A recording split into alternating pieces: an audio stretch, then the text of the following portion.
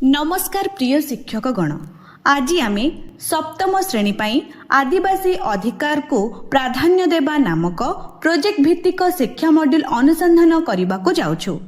एही प्रोजेक्ट माध्यम रे छात्र छात्री माने एही अग्रणी प्रश्नर अनुसंधान करिवे। आमे किपरि आम राज्यर पछुआ वर्गर लोकंक अधिकार को प्राधान्य देई परिबा।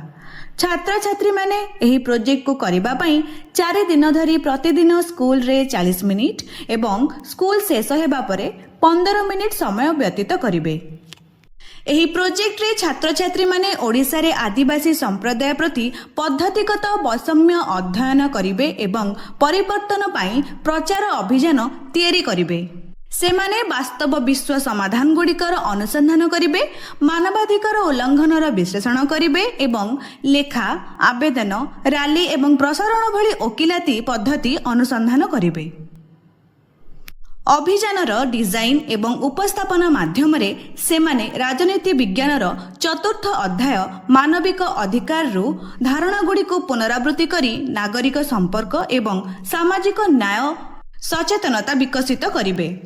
एहा सहित छात्र छात्री माने समानता अधिकार माध्यम रे आंचलिक समस्या गुड़िकर परीक्षा करिवे, महिला मानकर असुविधा एवं सेमानकर प्रभावर विश्लेषण करिवे।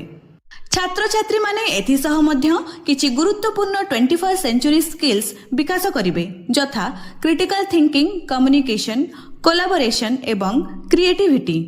एही प्रोजेक्ट करिबा पई आपण माननको निम्नलिखित सामग्री आवश्यक हेबो: कागज, कलम बा पेंसिल, कार्डबोर्ड, कागज चीट एवं रंग।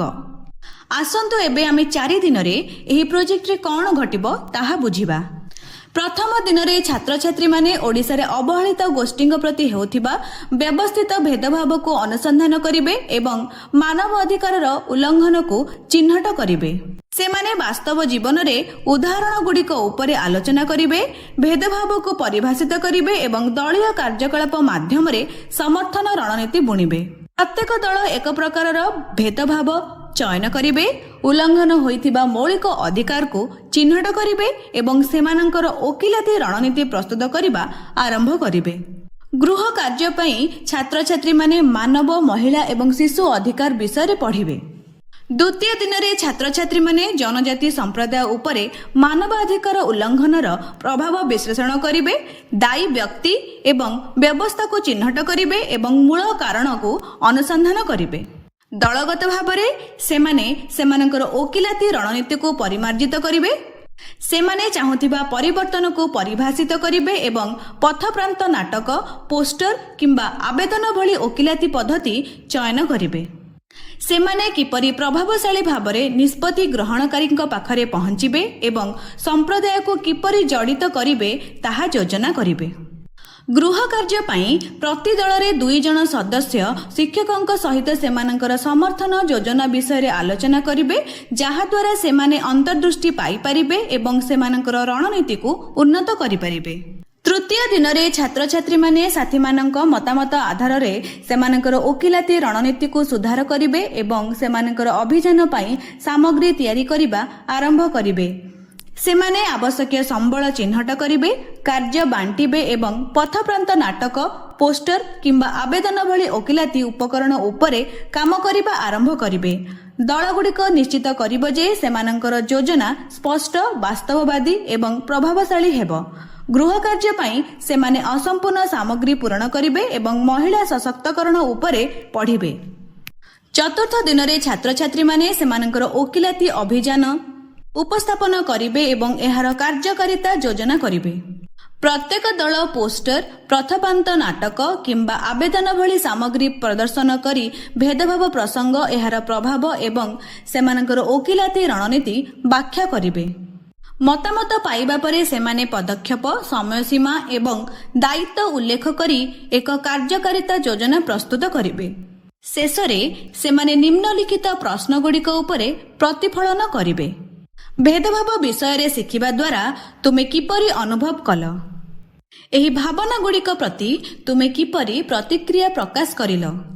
तुम दल कहानी गुड़िक प्रति किपरि प्रतिक्रिया प्रकाश कले? प्रोजेक्ट समय रे कुहा जायथिबा कोनोसी कथा द्वारा तुमे आघात पाइथिल कि? ତୁମେ କିପରି ପ୍ରତିକ୍ରିୟା ପ୍ରଦାନ କଲ? ତୁମକୁ ତୁମର ପ୍ରତିକ୍ରିୟା ସାହାଯ୍ୟ କରିଥିଲା କି? ଯଦି ନୁହେଁ, ତେବେ ପରବର୍ତ୍ତୀ ସମୟରେ ତୁମେ ଏହାକୁ କିପରି ଭଲ ଭାବରେ ପରିଚାଳନା କରିପାରିବ? ଏହି ପ୍ରୋଜେକ୍ଟ ଅଧିକାର ଏବଂ ଓକିଲାତି ପ୍ରତି ତୁମର ଦୃଷ୍ଟିକୋଣକୁ କିପରି ପରିବର୍ତ୍ତନ କରିଛି? ଆପଣଙ୍କ ଛାତ୍ରଛାତ୍ରୀମାନଙ୍କର ଶିକ୍ଷଣ ସ୍ତର ଉପରେ ଆଧାର କରି ଆପଣ ପାଠ୍ୟ ଯୋଜନାକୁ ସଜାଡ଼ି ପାରନ୍ତି। ପାଠ୍ୟ ଯୋଜନାର ବିଭିନ୍ନ ଟିପ୍ସ, ଅତିରିକ୍ତ କାର୍ଯ୍ୟକଳାପ ଏବଂ ସରଳୀକରଣ ପାଇଁ ପରିବର୍ତ୍ତନ ବିଭାଗଗୁଡ଼ିକୁ ଅନୁସରଣ କରନ୍ତୁ।